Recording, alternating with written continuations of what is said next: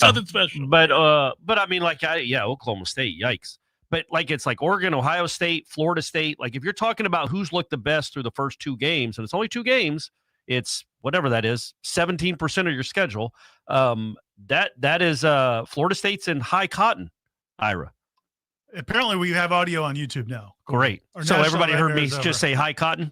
But yeah, so Florida State is, look, they've looked as good as anybody else in the first 2 weeks of the season. There's nobody you'd say absolutely has looked better. Ohio State, great. Big win on Saturday, won by 100 points.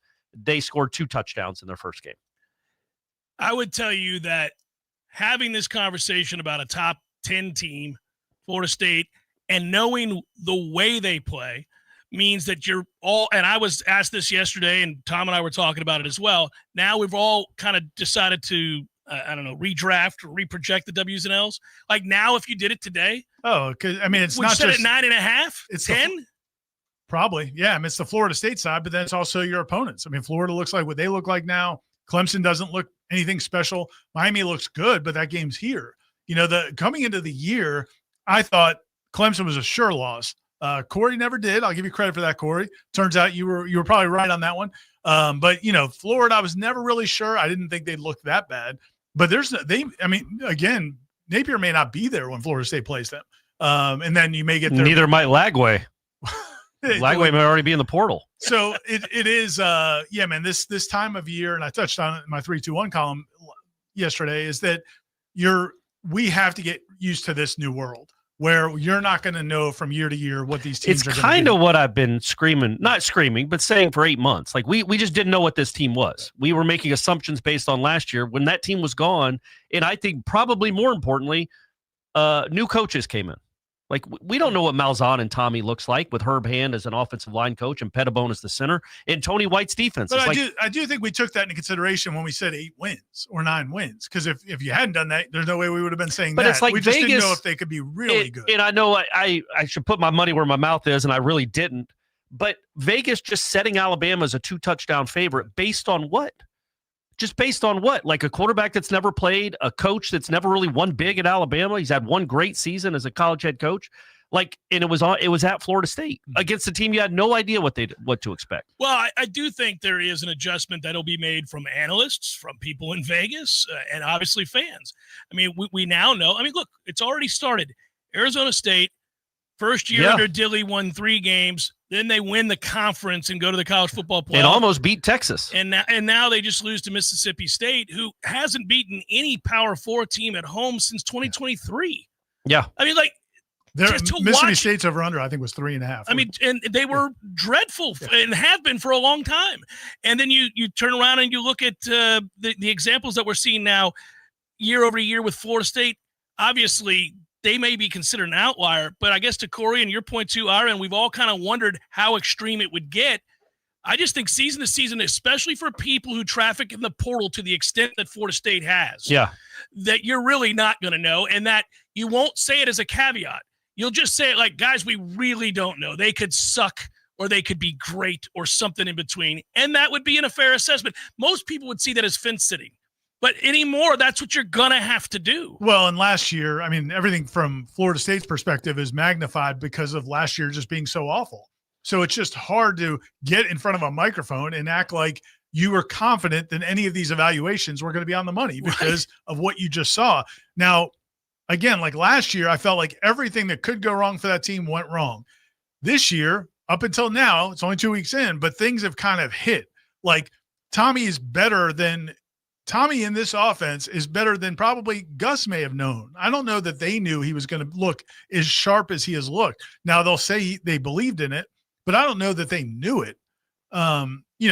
Just the way the line has come together, getting healthy at the right time, the way that, Randy Pittman is, just all these guys. Deuce might be a NFL wide receiver, like a really good one. Everybody is kind of hit so far. And that's why you go from looking like a team that we thought could maybe win 8 games to a team that, they may be favorites in every game they play, other than maybe Clemson, but we'll see.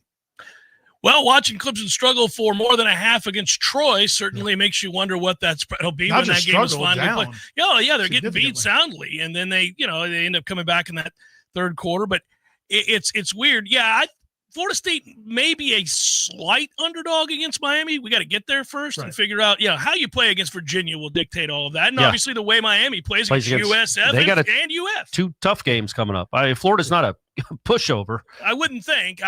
They may roll over or they may fight. His they job may depends spit. on it. Yeah. They could spit. Yeah. What a spit, too. If you're going to get your money's worth with that one. That was an all-timer. Man, I do wonder, imagine being Strickland. Like, you don't want to fire that guy because it's tied to you. Right.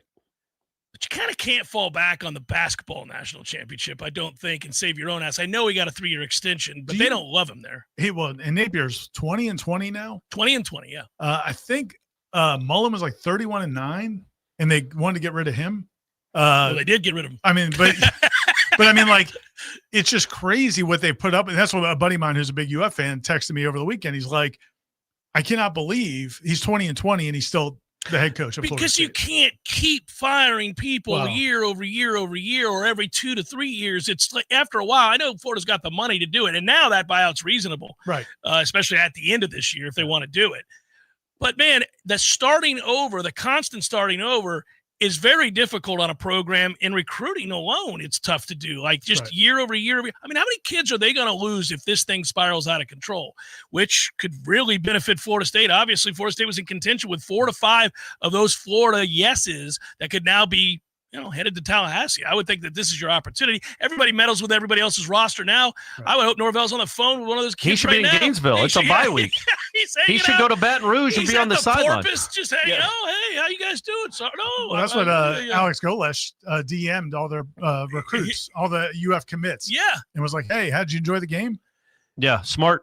I like that guy. I like the way his team plays. Well, how hard they play Alex anyway. is a good coach, and he's going to have opportunities, and we'll see how soon. I wondered when they shook hands, would they just be – They just switch locker rooms? Switch sidelines there? We'll see. Hey, we should do since people couldn't hear us initially, we do need to talk about our friends at Register Sausage because there's a promo code this week, and I actually know the promo code. Yeah, you were prepared. I didn't know it originally. Don't say that, Ira. Nobody knows that. I believe it's Go Bulls, but go to Register Sausage, registermeats.com, Register Sausage on Twitter, and you'll find the promo code for the discount for this week for the big win.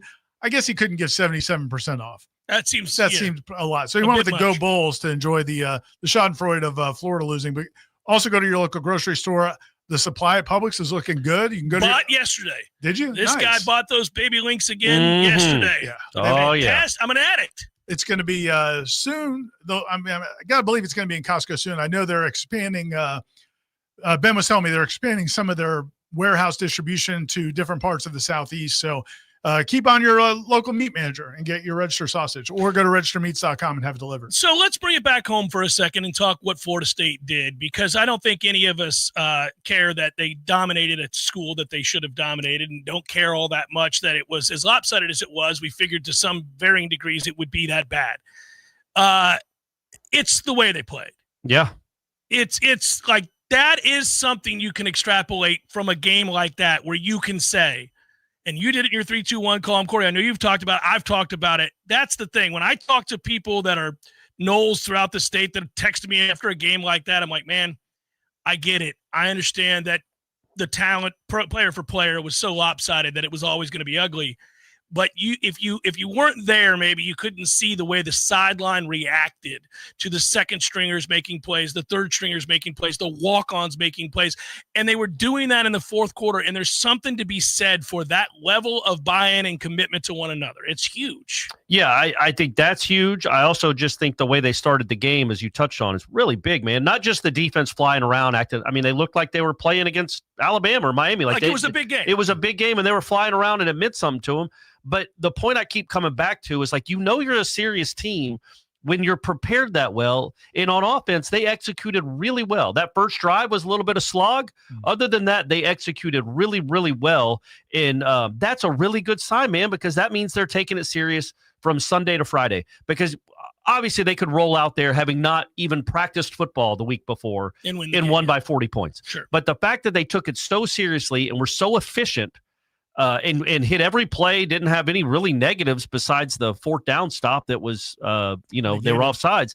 That was really, really telling, I think, about how maybe serious this team takes football. which is nice because, again, as I've said many times, the 2023 North Alabama game was an indictment of what I think is a great football team. But the way they approach that week still bothers me. You know what, man? And I don't know if we need to go into this, but I have a theory on that game. And I kind of blame Mike Norvell for it because that North Alabama game. Yeah, because what happened was, and again, I'm just bringing it up because you're indicting. I just brought it up. Yeah. Well, so that the week before they played somebody really tough, and then they were going to have Florida coming up. And that week in practice, when we were out there at practice, I thought he might kind of relax a little bit or take the foot off the gas a little bit with the guys because they had just played a real physical game the week before. Might have been Duke. And then you had Florida. They had a good game the week before. Could have been Duke. It had been a run of tough, pretty good games. Then you had North Alabama, and then you were going to come back against Florida. So I thought he might need to kind of just relax a little bit. But I remember talking I asked him about it in the press conference or in the interviews after practice because we were there. And I was like, you seem to be pushing hard this week. And he said, yeah, we need to, basically we just need to keep pushing. And I was like, at the time I thought to myself, sometimes, man, that's a lot to ask guys to play at a high level. And I felt like they pushed them so hard that week. Well, it was Miami. That's what it was. They could just come off such a right physical after the Miami game. Yeah. And I thought, man, maybe he just need to chill out. But he kind of kept pushing him. And I thought they were flat because they had gotten pushed so hard after a physical game. That was my theory. I'm not saying that that's exactly what happened. But I remember that Tuesday of practice thinking, man, this is a hard practice for coming off of Miami, and you got Florida down the road. And you had North Alabama in 5 days. Clearly, it didn't work out. It didn't work out. But, yeah, man, it's impressive. And if you look around the country, there's a ton of teams that played games like that and did not play. And that's why Florida State looks as good as anybody in the country because some other teams have good wins. Well, LSU has a great win to start the year against Clemson. But then they sleptwalk. They had 10 points going into the fourth quarter of that game. Awful. Yeah. Clemson looked awful. LSU looked awful. Georgia's up 21-6 midway through the fourth quarter. They had 3 touchdowns on Austin Peay. Yeah. Midway through their I do think that – so that's the point we're making. It's not so much an indictment of those schools that kind of sleptwalk their way to easy wins. Or even maybe the 2023 team that I just indicted. That's kind of normal to maybe come out flat. It's tough to keep focus when the film tells you as a player that this is not going to be competitive, they can't compete. When we decide to flip the switch, it's going to be over. It's hard to overcome human nature where you just know it's like, well, look, I'm going to win this race. This guy's not faster than me. At some point, I'll just run faster and that'll be over. And it's hard. Coaches are always trying to instill, but it's not about that. It's how you go about your business. It's how you decide to play a game and the opportunities that you have. Norvell talks about opportunities all the time, but sometimes that rings hollow. Clearly, it does not with this group. Right. They clearly are all in on all of it. Tony White, Gus, Herb Hand, the opportunity to play, the support of one another, no matter the score, we play a certain way to a certain standard. Like, that's a coach's dream. Yeah, I mean, and it's certainly a fan's dream to watch. Well, that's the thing. This whole thing is kind of fit just perfectly so far. It's fit like a glove. I mean, what they needed on defense was somebody that the players would love and respond to and play hard for, and that is certainly Tony White. I think Terrence Knight and the D-line coach, same thing. I mean, those guys play hard for him. Look on the offensive side of the ball, the way Gus Malzahn, his confidence and his he's got a little bit of swagger. He's got some swagger, and so I think the guys he's having kind fun too, by the way. Yeah, and I think the guys respond to that. It's different. It's a different kind of. They're reaching them differently, but I think they're doing that. They're getting the same effect, and it's huge, man. And then that allows Mike Norvell to kind of be the cheerleader during games and be the big picture guy. It's just all worked out. It doesn't mean like that it's going to next year, but this team so far really fits well. And speaking of swagger, just hear me out. Any chance, because Gus has so much of it, they bring back swag surfing? Any chance? Please no, but you know what they are clearly going to bring back? Oh, Supermanin. No, the spear, man. I mean, they have clearly that thing is so showcased in every video montage they do in that stadium. Spear? Oh, the spear in the concourse. The Spirit Spear is coming back. Oh, man. okay. I'm starting it now. It's coming back. All right. So I watched guys from the Loge this past weekend. It was pretty nice. It was Okay, a nice deal. Okay, that's cool. I'm telling you, every time I looked in that corner, I said, "Oh, that's what we're doing." They're starting to build it up to you. They're showing the great history of Florida State in that montage, but then they show that thing a lot for not wanting to bring. Maybe it'll be there for the Miami game. Maybe it'll be there for the Miami game. I'm just saying that thing's coming back. It's got to. If we know where it is, who knows where it's been for the last 35 years? But if they can find it, bring it back. It was a cool part. Dale in a suburb of Ocala Yeah, has it in his he's got it in his backyard. farm. He's like, I've had it for years. It's been great. I stole from him. All right, so we'll see if this works. We're going straight to commercial. For those that don't know what's going on, we've got some technical issues trying to make it work. Bear with me. Seminole Headlines, 93.3 Real Talk Radio, Warchant TV. FSU football is back, and every game means another chance to win the Garnet and Gold Score Contest on the Greg Tish Show. Listen and call in every Friday morning with your FSU score prediction. If you nail it, you'll win some great Garnet and Gold gear every Friday morning from 6 to 9 a.m. Hi, Chris Kraft with Kraft Nissan. Are you looking for reliability and quality in your next car? Listen to this. J.D. Power is to the auto industry what the Academy Awards are to Hollywood. So J.D. Power published the 2025 report, and Nissan was #1 in new vehicle quality among mainstream brands. Let me say that again. Nissan was #1 in new vehicle quality among mainstream brands, with Nissan Murano tops for reliability in the midsize SUV category, and Nissan Kicks taking the top spot for reliability in the small SUV category. And in the all-important quality and reliability ratings, which measures the car's dependability for years down the road, both Nissan Sentra and Altima lead the pack. We did our usual. We called the factory and said we want our customers to get extra incentives to buy our award-winning vehicles. So Kraft Nissan is extending the 0% financing for 60 months on our top-rated 2025 SUVs, Rogue, Murano, and Pathfinder. But hurry, as the last of the 2025s are going fast. Only at Kraft Nissan, Tallahassee. The Kings of the Swamp. Your sports action update on Real Talk 93.3 with all the latest odds from Vegas. Florida and LSU meet in Baton Rouge, Louisiana, Saturday night. The Gators are the 9.5-point road underdog, 50.5 the total. South Florida visits Miami as a 15.5-point dog. Bulls looking for their third straight win to start the season against a ranked opponent. Florida State off until they host Kent State at Doak Campbell Stadium September 20th. Jacksonville Jaguars traded running back Tank Bigsby to the Eagles for draft picks.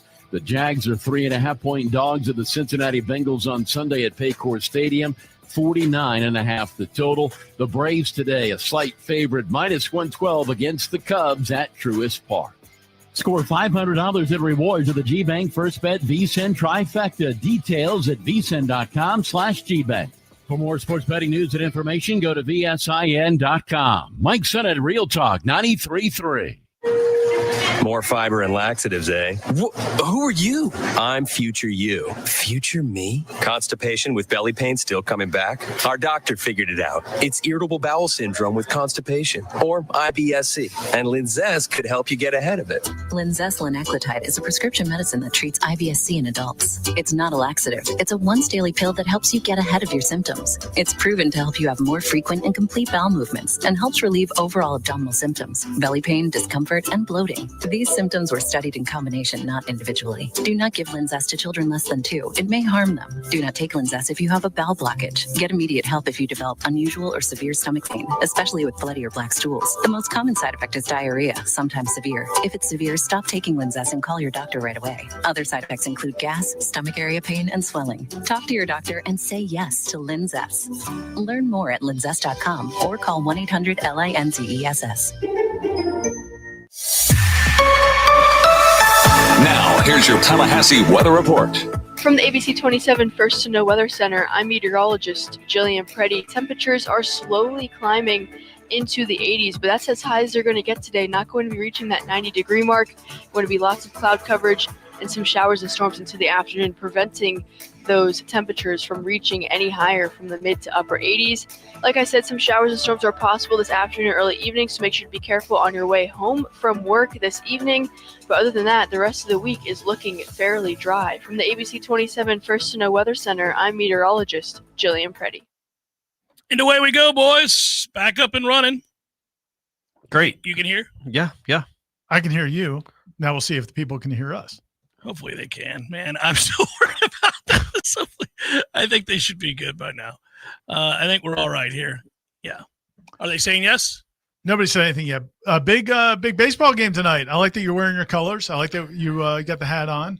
So I thought of you and I said, there's no chance I was walking into this studio on a day in which we reignite a famous rivalry in baseball. Yeah. Well, I mean, some would say the preeminent rivalry especially in the the 70s. That is true.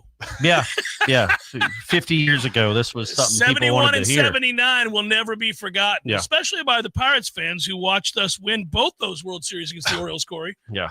Both of them. I missed the 71 one. Right, but you remember the 79 one. And very well. That was only 46 years ago. And I've been waiting ever since. Yeah, it's a long wait, man. That's a long wait. But at least we'll see those colors on the field together again tonight and tomorrow. And you get Skeens tomorrow, buddy. Yeah, Florida State. Yeah. Orioles are throwing some pretty good arms, too. So I'm excited about it. It should be good. Skeens didn't look great last time out, I don't think. Skeens sucks. Overrated. No, I think he may have hit the wall. 6 scoreless. May have hit the wall. He's hit the wall. He's done. He's done. Good luck with his Tommy John. He solidified the Cy Young last time out. We're good. I'm not sure about that. 6 scoreless. Although that bandbox you guys play in, who knows? Pop-ups may Hey, the real question, nobody cares about this. Is Cal Raleigh going to win the MVP? Are they going to give it to him or are they going to give it to Judge? So Cal Judge has had a better offensive year. I get it. I know Cal's hit more home runs. He's not a catcher. But Cal's a catcher. Yeah, he's a catcher.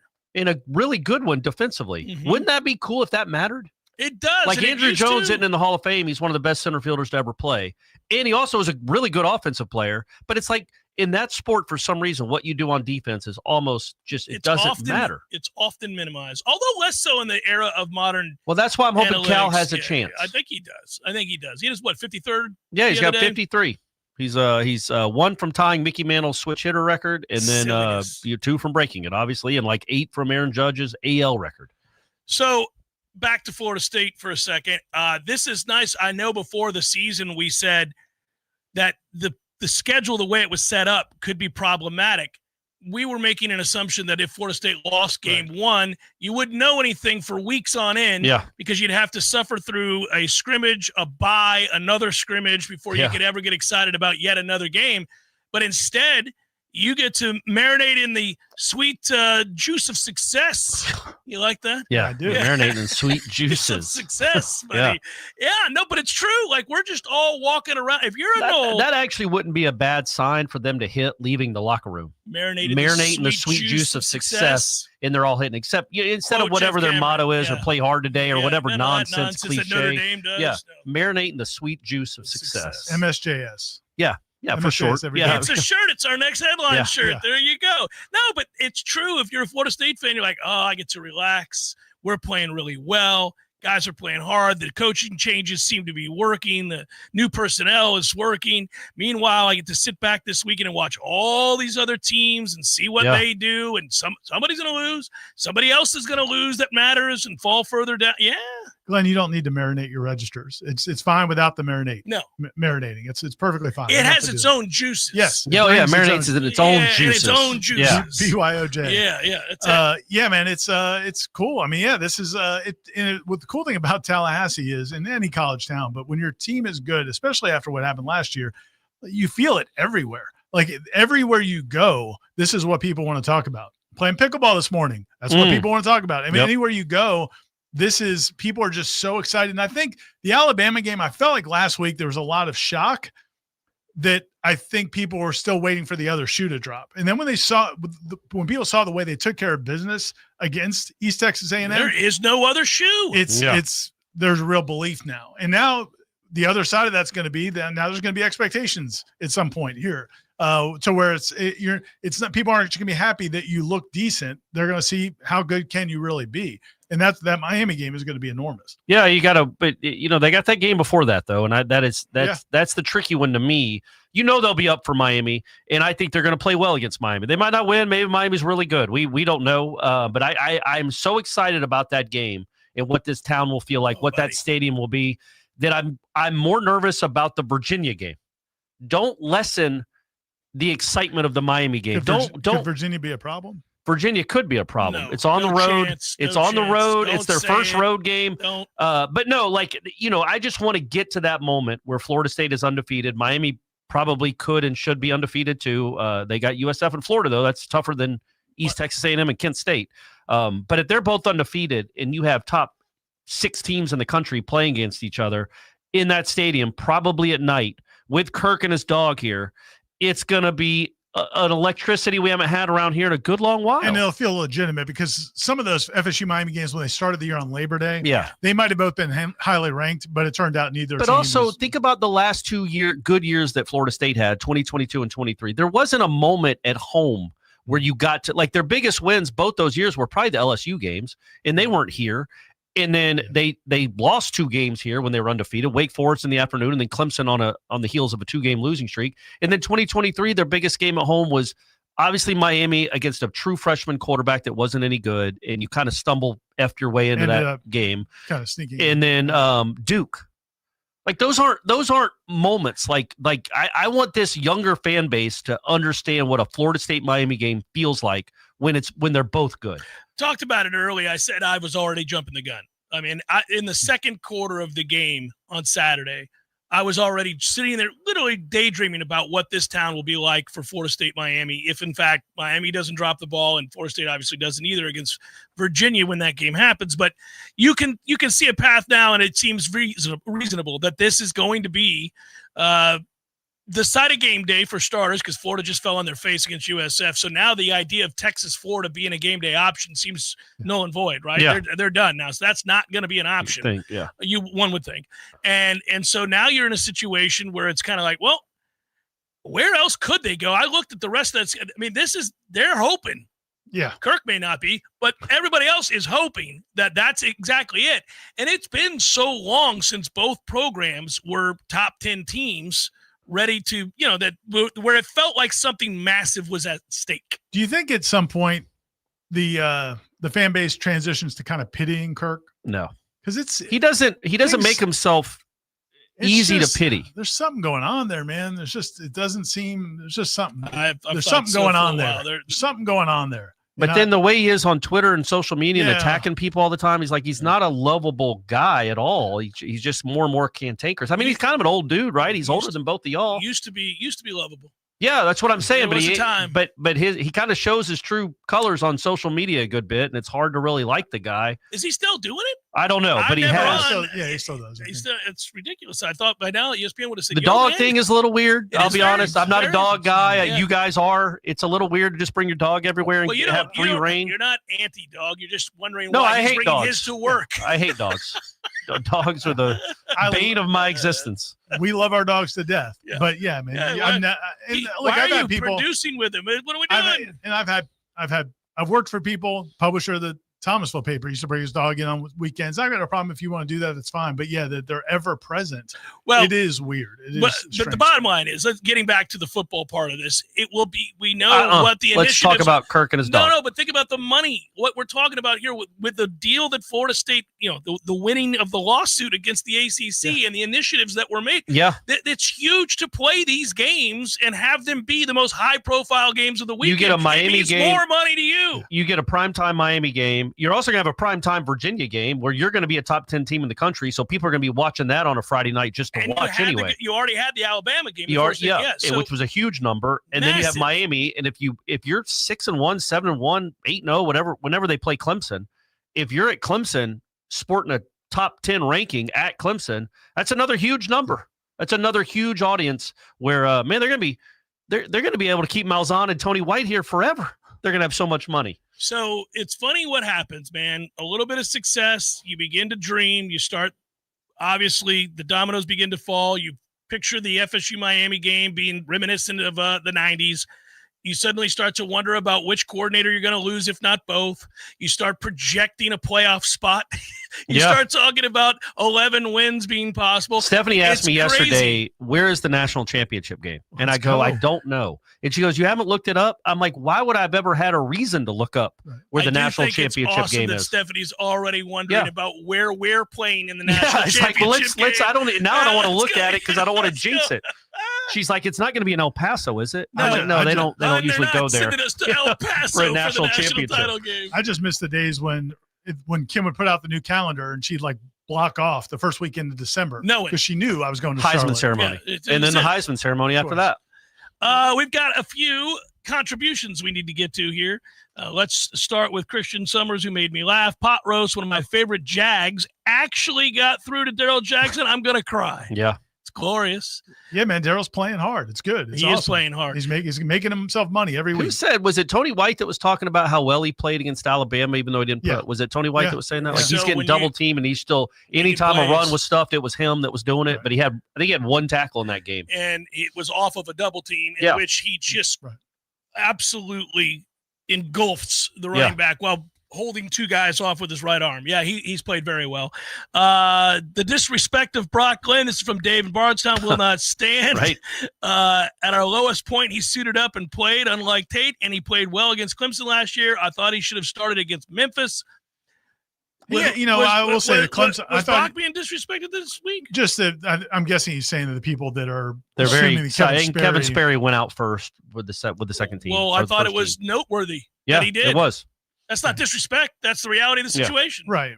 I think Brock Glenn looked good in that game when He he did. did get in, and I also think that, again, if something happened to Tommy, whether maybe just his shoe comes off in Virginia or whatever it is, I still think you go to Brock Glenn first. I don't know that Kevin Sperry's never played a snap beyond what we saw against East Texas A&M at home. Yeah. I don't know that you want him out there at this point if you don't have to.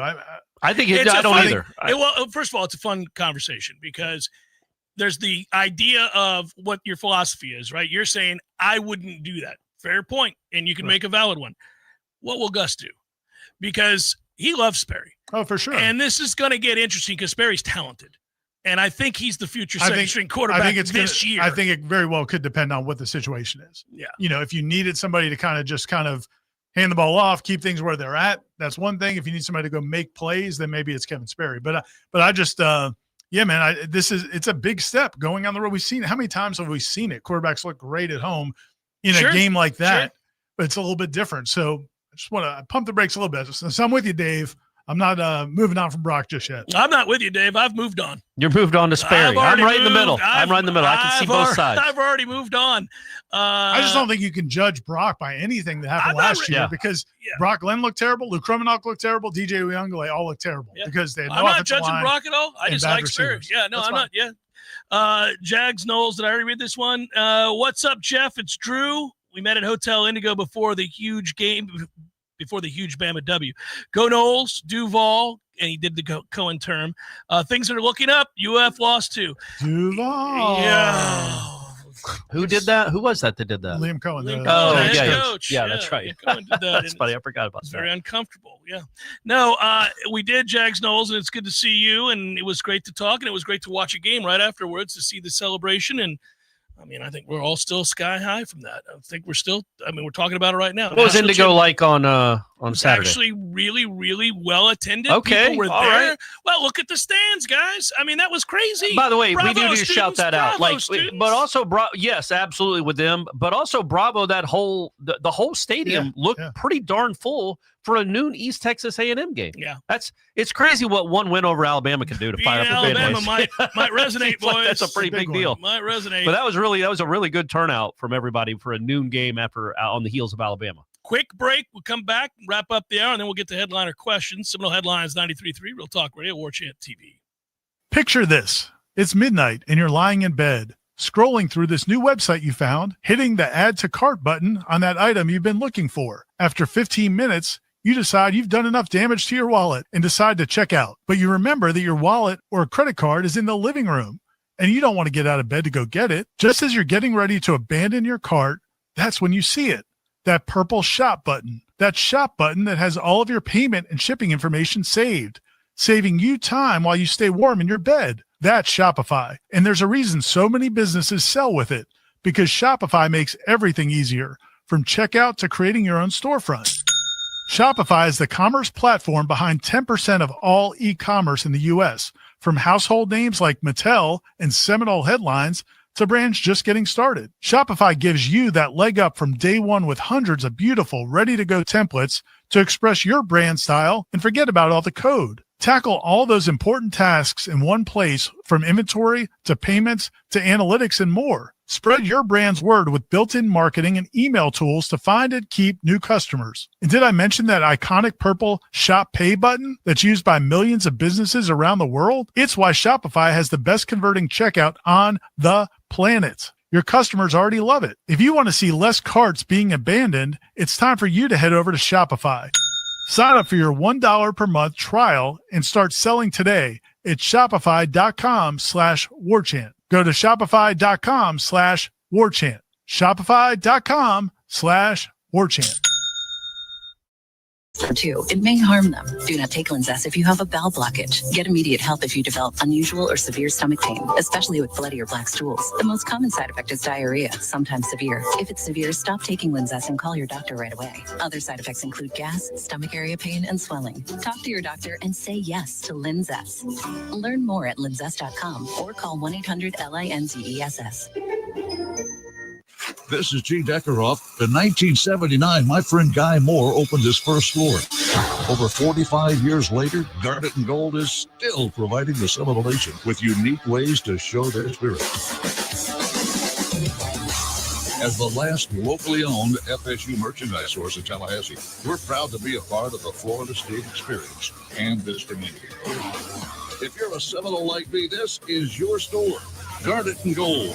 Go Noles. Game day in Tallahassee starts with energy, and nothing fuels that spirit like Grassroots Coffee brand new End Zone Blend. That's right. Every cup of End Zone Blend doesn't just taste incredible. It also supports our Florida State Seminoles football program. Grassroots Coffee knows it's about commitment and being all in. Every sip of End Zone Blend helps push the program forward, supporting the grind and the climb. So whether you're at home, have a business, or just getting fired up before kickoff, make End Zone Blend part of your game plan. Support local and our favorite coffee roaster. Order Grassroots Coffee's End Zone Blend today at grassrootscoffee.com. And let's keep driving the Noles to victory. It's that easy. Drink Grassroots Coffee and help support the Florida State Seminoles. And don't forget, you can get 15% off your first order at grassrootscoffee.com. Grassroots Coffee's brand new End Zone Blend. Grassroots Coffee. Made for everyone. Loved everywhere. So I do want to answer the questions that I saw in the chat there a moment ago. I don't know if I'm way behind in that area. Probably so with the production stuff that we're doing right now. But people wanted to know an update on Squirrel White. Yeah, so two things. One is Mike Norvell was asked today about the injuries from the game. He said none of the injuries from the game look to be serious. And so that's Squirrel White, James Williams, Stephon Thompson, Keziah Holmes. He said they don't know any of them that are definitely out for the next game. What we had heard earlier on Squirrel White is that there was a good chance he'd be back in time for Virginia and Miami. We were led to believe there's a good chance he'll miss the Kent State game, but we'll see. Mike Norvell sounded like they may all play in the next game, but at the very least, he said none of them are serious. Probably don't need Squirrel to play in the Kent State game. You might. You want to blow the top off that kid. The Flashes. Are they the Flashes? They are the Golden Flashes. The Golden Flashes. You might blow the top off that secondary, like Texas Tech apparently did. That is the beauty of this schedule, though. Yeah. You survive the Alabama game, relatively healthy, very healthy, in fact. You win that game, and then you have games where if you need to rest people, you can throw in the bye to boot. You got extra time. By the way, I don't know if it was because of Brock or whatever, but somehow the chat started talking about Kelly LeBrock. Back in the day, Weird Science. It was a big fan. That was the reference there. Yeah, 40 years ago today, probably. That's when that came out. Robert Downey Jr., one of his first movies. So we should just do a show where we talk about our teen crushes. It does trouble me often, though, when there's some sort of highlight reel of something that I loved as a kid and go, oh, great, that was 47 years ago. Good. Even the what were you talking about last week with the Soldier Boy? It was like 18 years ago that song was a hit. That's crazy. That's nuts how where the time goes. It wasn't 18 years ago, was it? It was like 13. 2007. Yeah. 18 years ago. You tried to say it felt like it's 9 years, and I was like, it was 2007. That's 18 years. I think you're lying.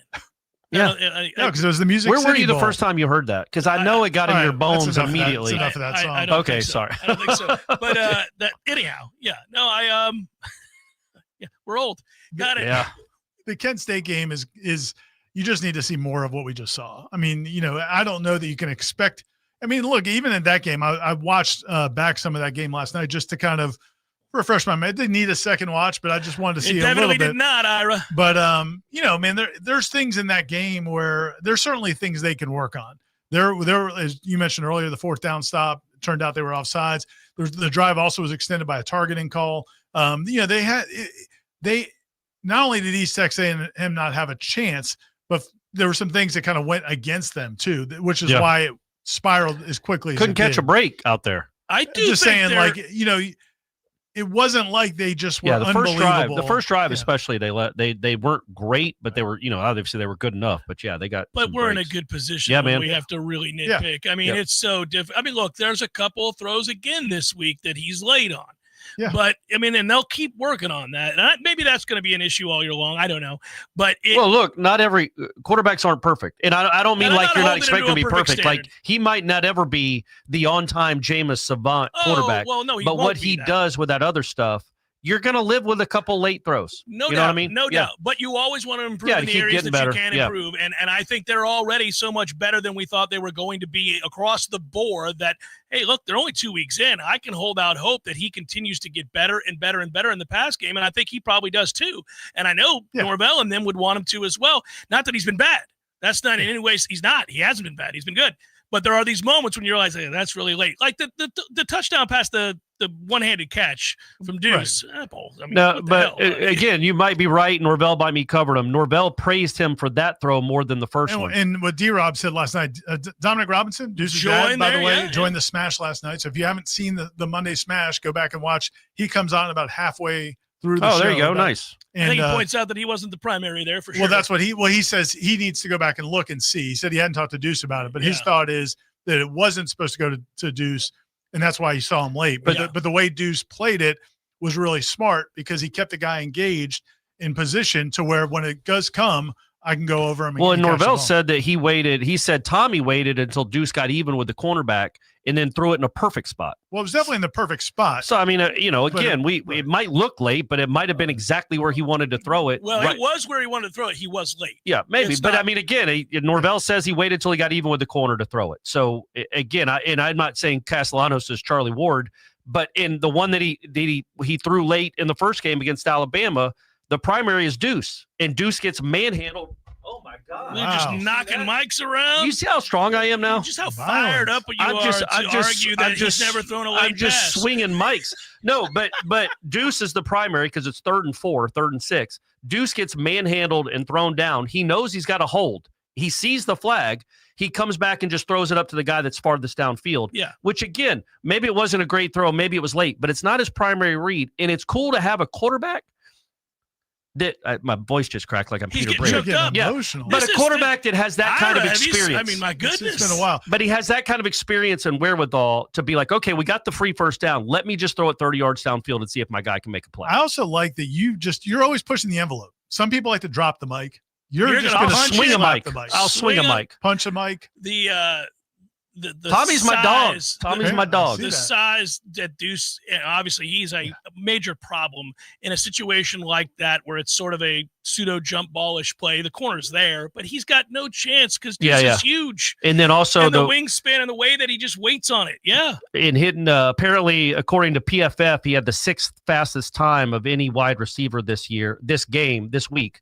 At 21 miles an hour on So- the 85, he got up to 21 miles an hour. So That's a D-Rob, tool set. we That is asked- a toolkit. We asked D-Rob last night. Somebody asked, what does he run the 40? Sub 4.5. He said he runs 4.47. I mean, 21 miles an hour would equate to something It's like a that. problem to have a man 6'6" running sub 4.5. I mean, like, you're not going to do a lot with that. And breaking tackles on that slant. I mean, Yeah. like, again, man. Like, What your if he's point earlier, awesome? yeah. Like, what if he's just flipping awesome? Well, he was a 5-star recruit, Yeah, yeah. and you look at him physically, I think he And it probably is wasn't going to like- grow into being awesome. And he wasn't a scrub at USC. No, like he was playing for yeah, them part of the early and rotation. often. Yeah. But it was such a smart move because, and I was curious when D-Rob told us, yeah, man, he really is impressed by Gus and Mike, and he wants to come there, and he's impressed by Tommy. And I was just like, okay, all right, we'll see. But he never would have been the number one guy at USC. And he's getting that opportunity now. I mean, that could change his whole life in terms of how he's evaluated based on this is only beginning, and they're going to get a lot of opportunities. And he's clearly got a good relationship with Tommy. And he's going to be dropping deuces all season. Stop. That's what he does. So he deuces people. So here's the cool thing. We're gonna call it's a new in the lexicon. You just got deuced. You already knew that his aptitude to block and willingness to do that, and what he could do in that regard, plus obviously the catch radius and the speed and all the things, right? But if you tell other receivers to follow what he's doing and to man, emulate that, and then you see Boggs as a freshman get celebrated because it was the block earlier that had them excited for him to be rewarded with the touchdown pass later, which is sort of again, you're doing all the things we would ask for you to do in order to get a pass to come your way. Remember, Gus talked about that. Like in this offense, you're not going to get the ball if you don't block. If you do all the things when the ball's not coming to you. Yeah, because this offense isn't going to work if they can't run the ball. Like, you have to be able to do it. And so there it is. Tim Harris Jr. is another one. I just feel like we didn't know whether he would be a good addition to that staff or not. Allegedly, we're talking to a lot of other receivers coaches, but I think he's done a great job with that group, and they're recruiting well at wide receiver. And again, man, the other part of this is, and I know we're trying to caution people to not worry too much about the future, but the recruiting part of this is going to be huge because, man, Florida State looks like as fun a place to play right now as anywhere in the country. That's pretty awesome. And you could take advantage of the misfortunes 2 hours away. And I was talking about that because that guy has recruited well, and it's been frustrating to watch him recruit well despite not having a lot of success. And so now you have a chance to steal some of those kids, either ones that are already on the roster or ones who have verbally committed that now are looking at the two programs very differently after Saturday. Just not the spitter. Although he's apparently a good player, but yeah, just we don't need all that. I don't know. Maybe he got that out of his system. What are the odds he ever does it again? He's learned his lesson, gang. Quite literally cost him the game. He did. Yeah. Like the kid that threw the shoe a few years ago cost him a game. I like that this is a perpetual problem there. Yeah, they just blow games with craziness. The game is over unless you do that. That can't happen. What are you doing? The shoe toss is the best. Oh, Lord. And that foggy night with LSU. Yeah, it was good. COVID night. All right, we'll break again, come back. We'll get to headliner questions. Stay with Seminole Headlines, 93.3 Real Talk Radio, Warchant TV. Your Sports Flash update on Real Talk 93.3 in Tallahassee. Some bad news for Florida football. They're going to be without one of their best young defenders for a while. Sophomore edge rusher L.J. McCray. He is undergoing surgery on his right foot. And while there is not an official recovery timeline, he is not going to be playing in the near future. Florida has a big game coming up on Saturday when they are set to match up against LSU. In baseball, the Miami Marlins, they lose to the Washington Nationals yesterday by a 15-7 score. Jansen Junk takes the loss as he allows 6 runs and 8 hits in 4 1/3 innings. Series does continue this evening. The Tampa Bay Rays, they were off yesterday. They are going to get back at tonight as they'll open up a series in Chicago against the White Sox. This Sports Flash is presented by Progressive. Bundle auto and home, renters, or condo insurance and save with Progressive. I'm Matt Pauley on Real Talk 93.3. Constipation with belly pain that keeps coming back and back and back. If your symptoms keep coming back, talk to your doctor. It could be irritable bowel syndrome with constipation or IBS-C. Linzess could help you get ahead of it. Linzess linaclotide is a prescription medicine that treats IBS-C in adults. It's not a laxative. It's a once daily pill that helps you get ahead of your symptoms. It's proven to help you have more frequent and complete bowel movements and helps relieve overall abdominal symptoms, belly pain, discomfort, and bloating. These symptoms were studied in combination, not individually. Do not give Linzess to children less than 2. It may harm them. Do not take Linzess if you have a bowel blockage. Get immediate help if you develop unusual or severe stomach pain, especially with bloody or black stools. The most common side effect is diarrhea, sometimes severe. If it's severe, stop taking Linzess and call your doctor right away. Other side effects include gas, stomach area pain, and swelling. Talk to your doctor and say yes to Linzess. Learn more at linzess.com or call 1-800-LINZESS. This is G. Deckeroff. In 1979, my friend Guy Moore opened his first store. Over 45 years later, Garnet and Gold is still providing the Seminole Nation with unique ways to show their spirit. As the last locally owned FSU merchandise source in Tallahassee, we're proud to be a part of the Florida State experience and this community. If you're a Seminole like me, this is your store. Garnet and Gold. Go Noles. Game day in Tallahassee starts with energy, and nothing fuels that spirit like Grassroots Coffee brand new End Zone Blend. That's right. Every cup of End Zone Blend doesn't just taste incredible. It also supports our Florida State Seminoles football program. Grassroots Coffee knows it's about commitment and being all in. Every sip of End Zone Blend helps push the program forward, supporting the grind and the climb. So whether you're at home, have a business, or just getting fired up before kickoff, make End Zone Blend part of your game plan. Support local and our favorite coffee roaster. Order Grassroots Coffee's End Zone Blend today at grassrootscoffee.com. And let's keep driving the Noles to victory. It's that easy. Drink Grassroots Coffee and help support the Florida State Seminoles. And don't forget, you can get 15% off your first order at grassrootscoffee.com. Grassroots Coffee's brand new End Zone blend. Grassroots Coffee. Made for everyone. Loved everywhere.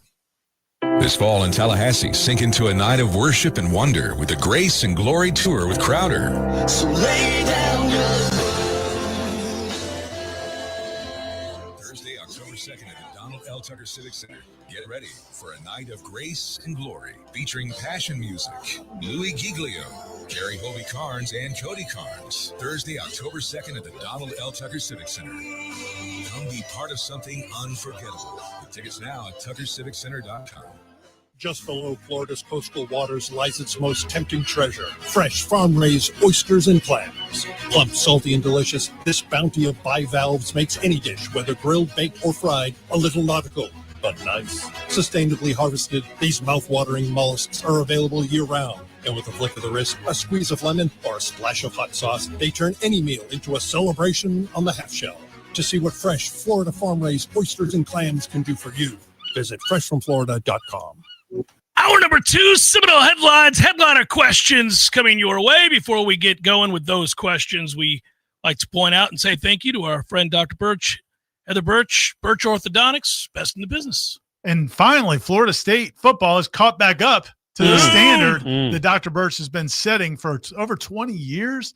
And we don't want to, date Dr. Birch. We know that she's still, at the prime of her career. I would date Dr. Birch in a heartbeat. Well, I think Alan Birch might. Yeah, he might not.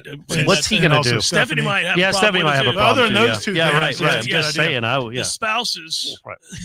But Birch Orthodontics is the preeminent. It sets the standard of orthodontic care in Tallahassee. The Big Bend. I think people come across from the Big Bend. Listen, if I moved to, I don't know, Oregon, no, I'd still send my kids. I'd fly them down to Dr. Birch. That's the kind of care you're getting. I have a friend whose daughter is at Oregon, and I don't know if she flies in for her orthodontic care, but I can find out if they're still doing that. Go to Birch Orthodontics, and you can get a free consultation. They'll help you with just the normal braces to anything, the more complicated cases, all the latest technology. She and her staff are exceptional. And as we've said before, they just make the process easy with payment plans and it's everything. The customer service is awesome.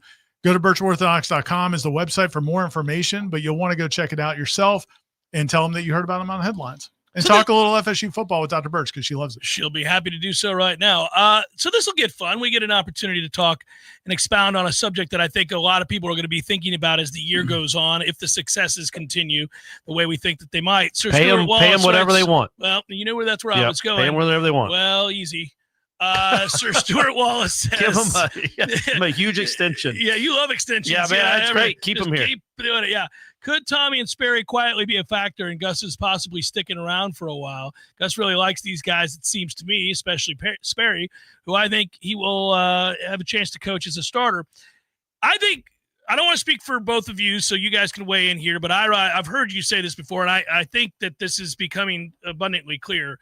Gus is rather enjoying his role as just an OC, and I don't know that he's in a hurry to ride. I think you have a little bit of a bigger problem keeping Tony around if opportunities arise.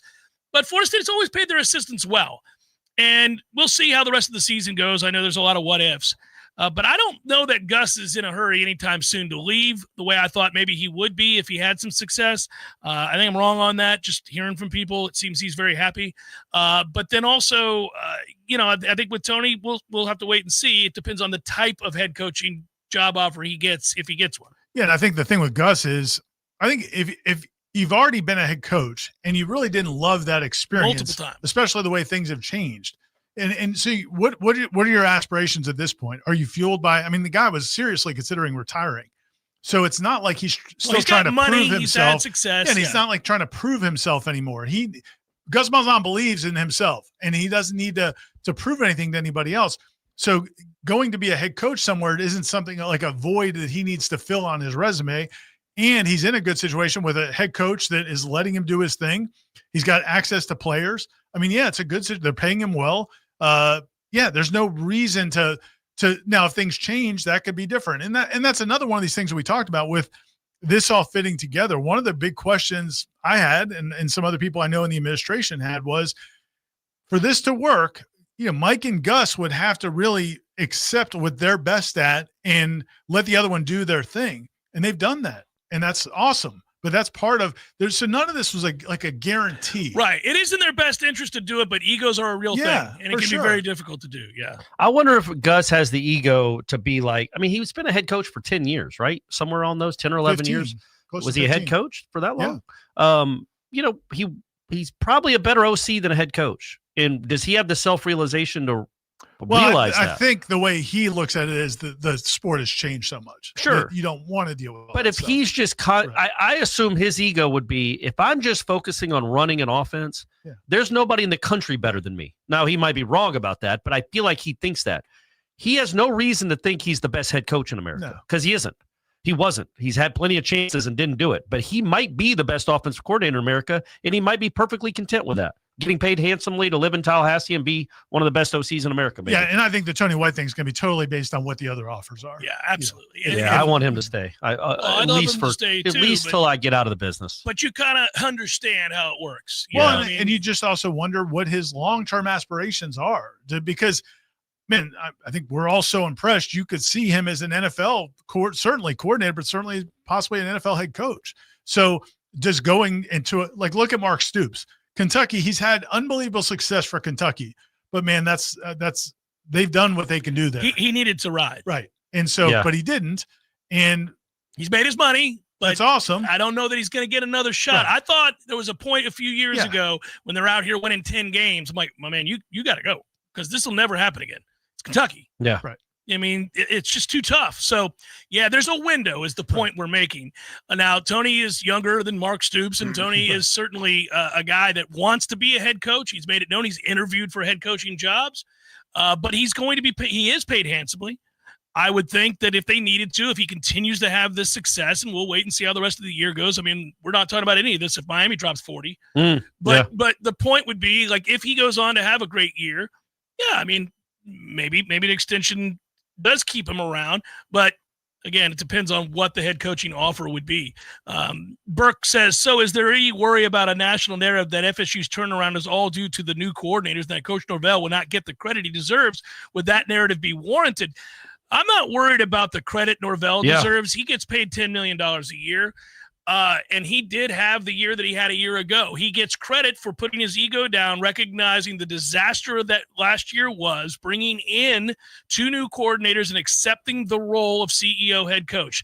That's a lot. You deserve a lot of credit for that. You do. But I'm not going to go over the top with it because it was all necessitated by a disastrous year in which he made a bunch of mistakes. And I honestly don't care. I think Mike Norvell is about as humble. There you go. Of a Power 4 football coaches you're ever going to find. I wanted to say humiliated. No, I meant no. I think he's perfectly fine with it. On the other side of the spectrum, so the Billy Napier situation was interesting. And again, it's a bye week, so I consumed a lot of Gator podcasts yesterday. Yeah. So the situation there was from what people in the know down there are saying, is that when he got extended last year, when they told him we're not going to fire you, they gave him the voice of support. It was that he agreed he was going to make changes in terms of offensive play calling. This was during the season. But then they end up winning all those games late in the year, and basically he bowed up and was like, no, I'm not changing anything.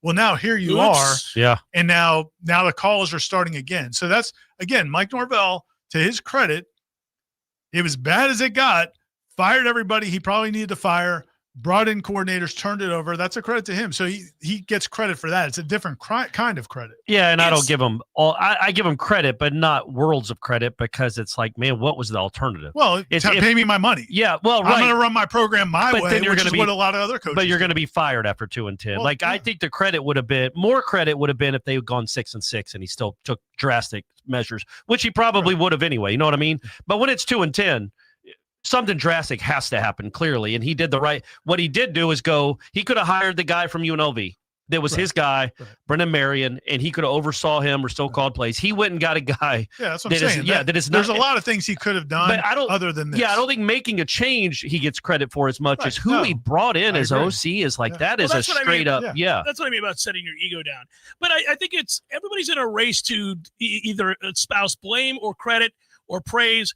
And sometimes it's a little bit more nuanced. Yeah. And I think that's what we're saying. It's like, hey, man, he had to make some changes because of the disaster that he oversaw, but you get credit for making the changes, and that's how it works. And then from here, let's just enjoy and the bringing ride. in Malzahn as an OC that was still a head coach, like he was on staff as head coach, but he would have been at least one more year probably. Yeah, he definitely had. And he went and got a head coach like that. A guy, Gus Malzahn. That does say a lot about Norvell, I think. CO writes, or first name John, based on what we've seen so far, is 2025 FSU better than 2023 FSU?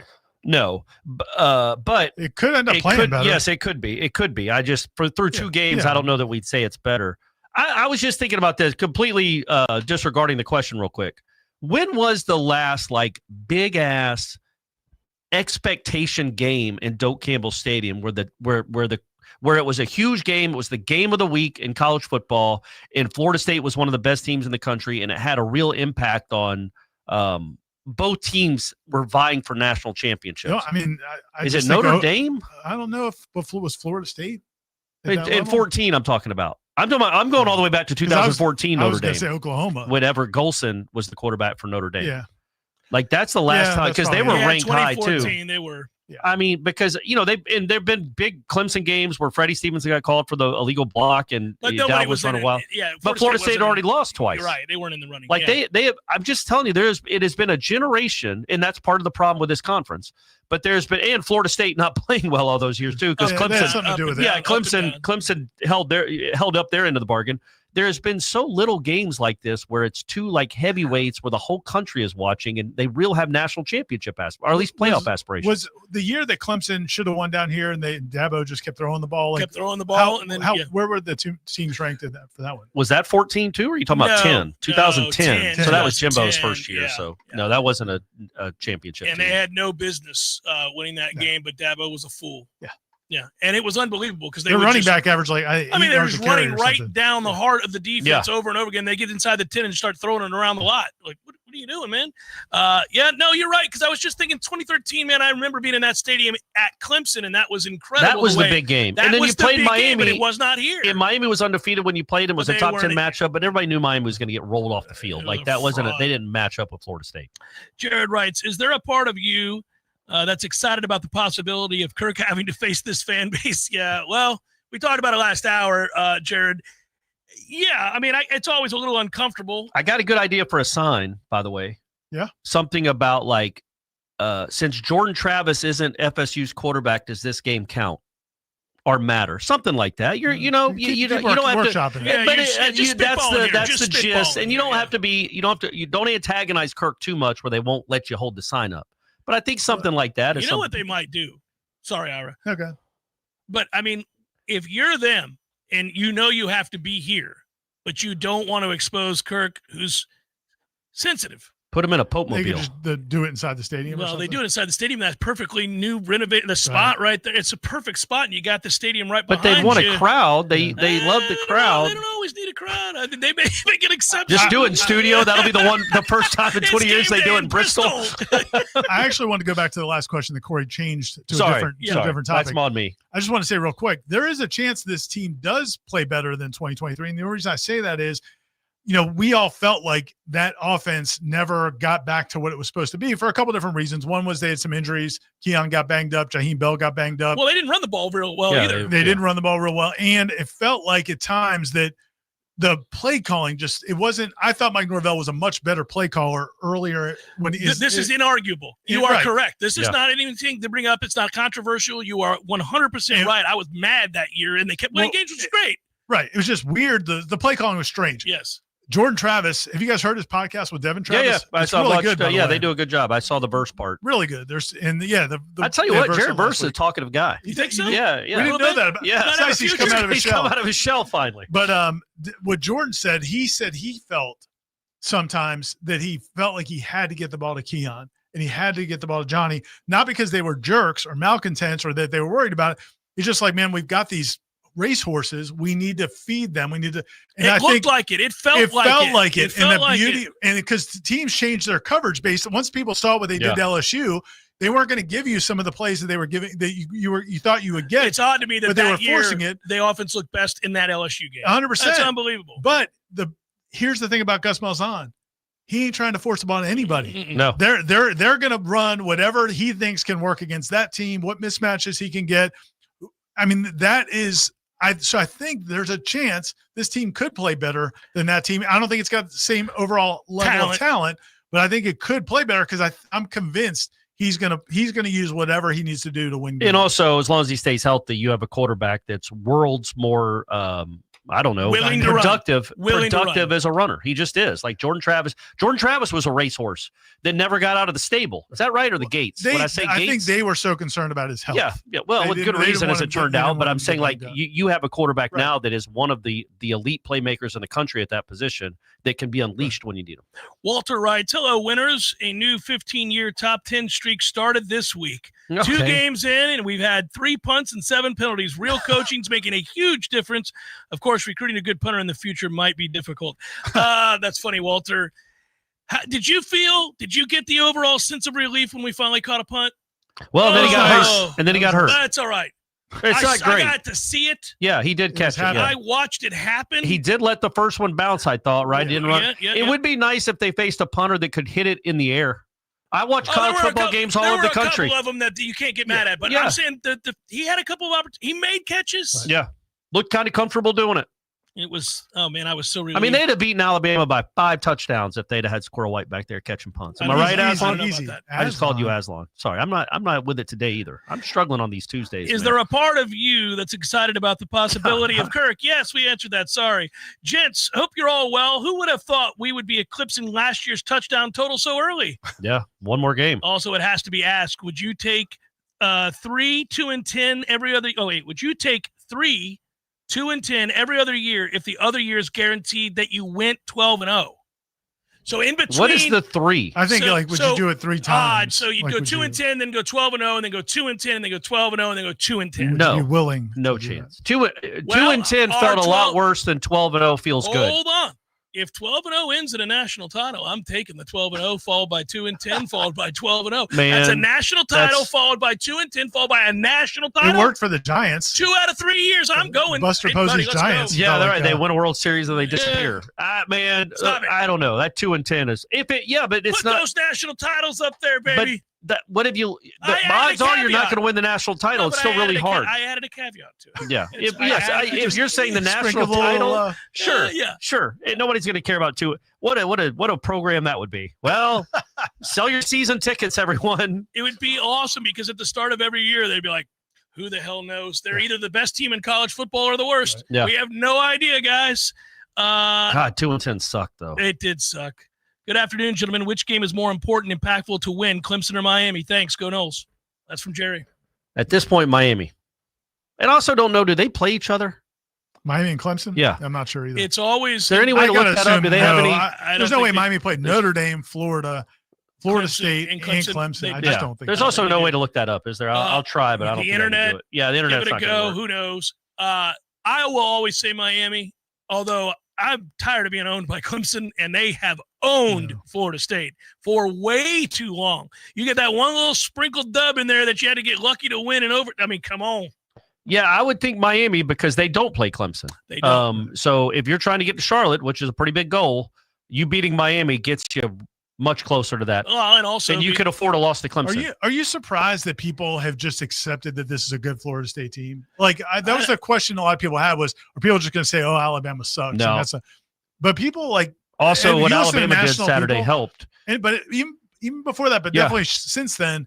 If you hear people that know football talk, like they're like, "Oh, those are dudes." Like it's hard not to look at them and think anything other, man. I mean, watch how fast and intense they play. Right. I just thought that the stink of last year would take people a little while to realize. Just one butt whooping in Alabama will erase the stink. You dominated Alabama physically. Yeah.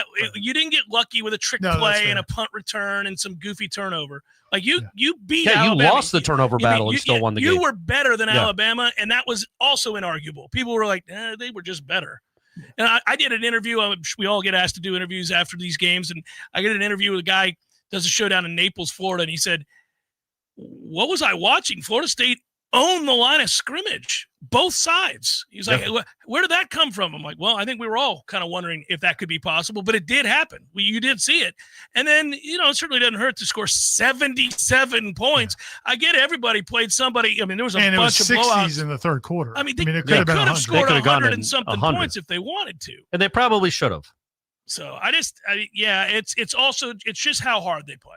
Tommy, I do wonder if Tommy's got to take care of himself. There was at least one scramble where he kind of did the slow running out of bounds like Cam Ward used to do. Quarterbacks do that, and he needs to be careful with that. Is that the end zone one? No, the one on the sideline. Because he did the one in the end zone that was kind of odd too. That fooled our PA guy. That's like touchdown Knowles, and he's like, no, he said the one.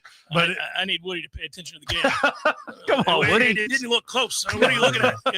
I was waiting for the players' reaction, like what? Yeah, then the extra point team runs out there. Yard and a half short there. Yeah. I mean, but no, I just because I thought East Texas A&M took. Listen, man, they got called for targeting on a hit on that one he took.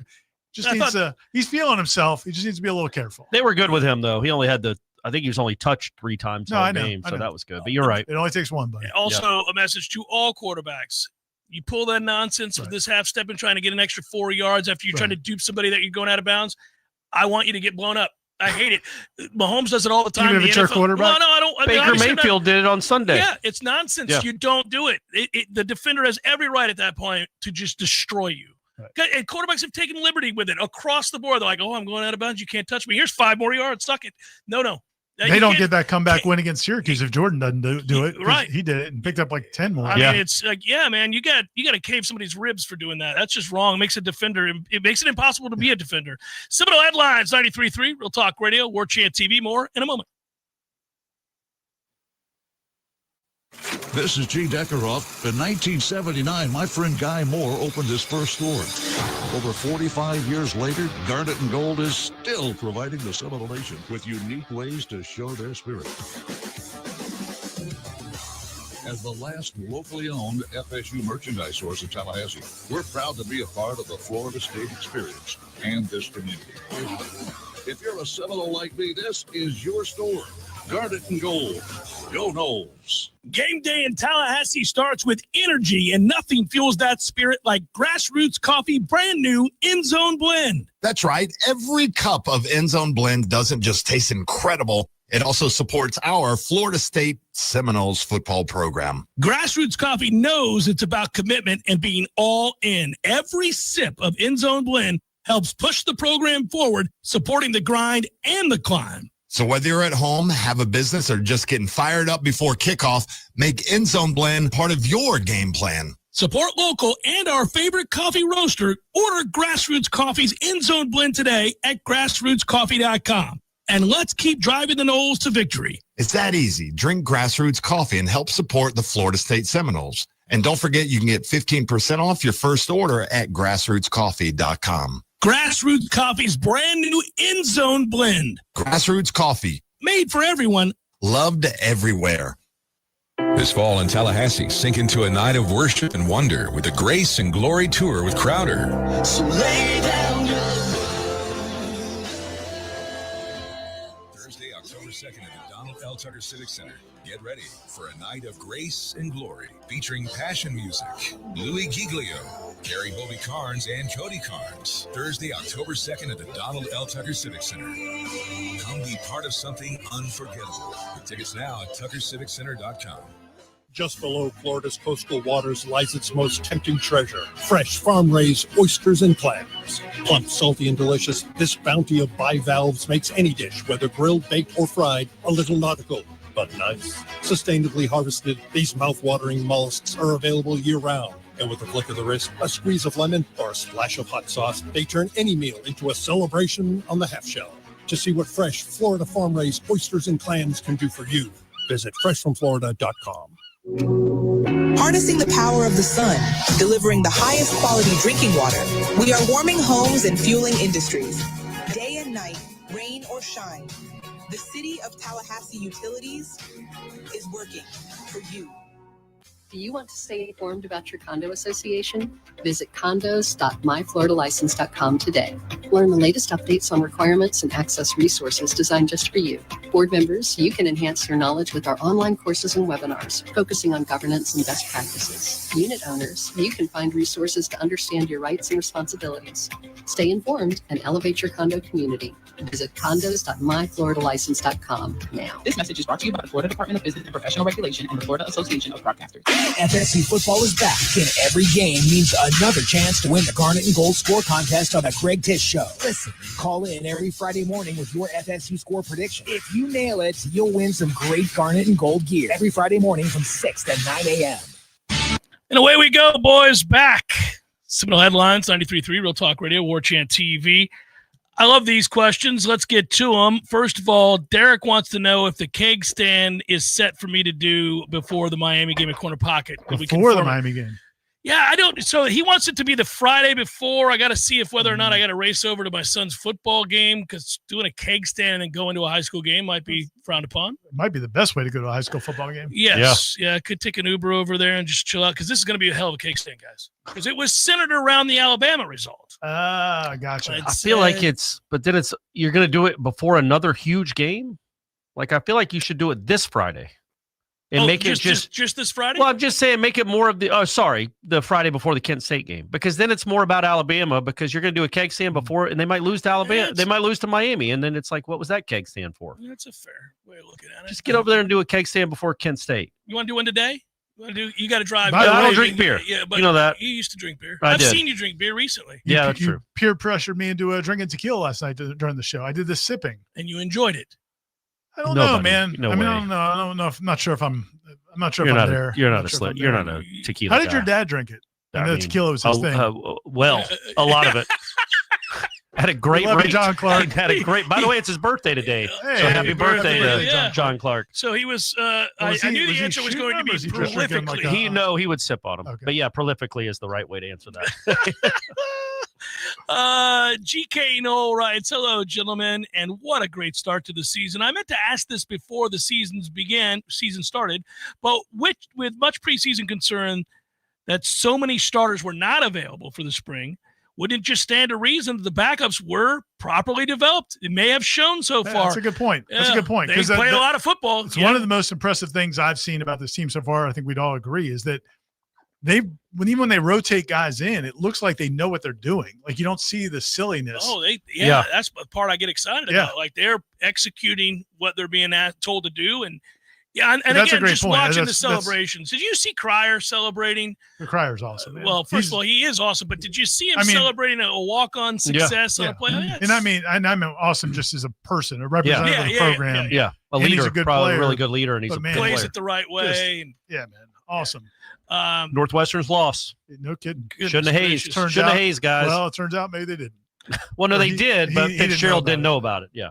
Also, now the president resigned. Yeah, I saw that. What is? I mean, not for me. I'm not a programmer at Fox, but if I were, we sure as hell wouldn't be doing big noon at Northwestern this week with Oregon coming to town.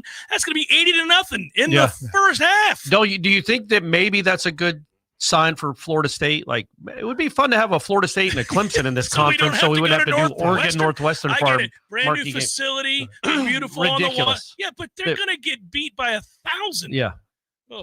Anyhow, Jason writes, Malzahn has said several times that all 11 have only practiced together for about 3 weeks. What do you take of the potential of this team as they practice and play together more throughout the year? Oh, obviously, we're giddy.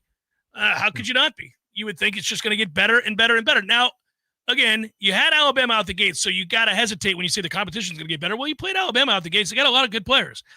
But you'll see when we get into conference play and you do go on the road like you do against Virginia, then you turn around and play Miami. The wear and tear of those games over time in the conference, and there's some other good teams obviously around here that play hard-nosed football, then we'll see if they sustain that excellence and continue to climb. But they're going to play hard. They're going to play smart. How confident are you guys that in a game where things, because we know it's going to happen at some point, games are not going to go well. There's going to be games where they get behind. Things are just not going the way they plan. How confident are you guys that Tommy and this team will handle that well and be able to persevere? Well, I'd like we obviously have no way to know, but I'm just curious what you guys expect. What do you think will happen? There's going to be a game where they're going to contain his legs. The whole defensive scheme and principle will be Tommy can't beat us running. Mm-hmm. And when that happens, how do they adjust? How well do they handle it? How does Tommy handle it? How does Gus handle it? What do they turn to? I don't know. It's a great question. But I do think from an attitude standpoint, we've seen that all of these kids seem to have been completely bought in to their job, their role, and each other. There's definitely no warning signs. Yeah, there's no indication that this is going to go south because they're having a tough day at the office. But they will have a tough day at the office at some point. And they will get and when I mentioned expectations earlier, I didn't expound upon it, but that changes things. Again, part of the reason last year they collapsed the way they did is because they came into that year with expectations, and they clearly were not a good football team. And that caused everything to fall apart. Spiral. Once you start, like the Alabama game, Alabama going down and scoring the first touchdown didn't faze them because nobody expected Florida State to just dominate Alabama. Well, now you get into a game, say at Virginia, or you go into a game, get at NC State on a Friday night or whatever it is, and you're now a top 5, top 7 team, and you have those expectations. It just changes. It changes. Yeah, there's more pressure on you that you start maybe playing not to lose, not to be upset. You put pressure that right now they haven't had any of that. The Alabama game, I'm not taking anything away from it. They started to feel the pressure in the third quarter, I thought. You know what I mean? Once they got the lead, they're up 24-7. Next thing you know, it's 24-17. But there's real pressure that comes with, are we going to blow this? Are we going to blow this big lead? But you're also playing with the house money of knowing you were a 2-touchdown underdog. But I did like the way they responded being 100%. down 24 or being up 24-17. David, I can answer this really quickly. Florida State's not in charge of scheduling a bye. He writes, who's the genius who scheduled a bye before the Kent State? Believe me, they would not have done that necessarily. But they're not in charge of that. Terry writes, good day, gents. While rewatching the Bama win, I heard the announcers talk about Mike Norvell restructuring his contract after last season. Did I miss that announcement? Or was it not publicized because we were all Oh, he's talking about taking the $4 million hit, maybe? Yeah, but he didn't restructure his contract. His contract. Yeah. He's still going to get a lot of money if he gets fired. Rank these opponents from most to least challenging after week 2. Okay, so we have to do most to least. I remember most to least challenge. Okay, now and we have to do it based on the resume. Yeah. Here we go. Miami, Clemson, Florida. Most challenging. I'm still going Clemson. Yeah, I'm still going to say Clemson. Clemson's defense is legit, Clemson, and that's Miami, a tough Florida. place to play. Yeah, I'm still saying Clemson, Miami, Florida. Well, they're the type of team that I think could present the challenge of keeping Tommy bottled up and making Tommy beat him throwing the ball, and maybe he will. He'll have some one-on-ones if they do that, but that's the point. I think somebody's going to have the dudes to be able to slow that down. I'm not sure. Miami might. And I'm not sure that Miami is a better team than Clemson today. I mean, I'm not sure that Clemson's a better team than Miami today, but I do think you probably have the edge in coaching against Miami, and you're at home. Clemson, I don't know if you have either one. You definitely don't have the home part, and I'm not sure you have the advantage of coaching against them. By the way, that did make me laugh. Somebody asked a question to that point, and it was, here it is.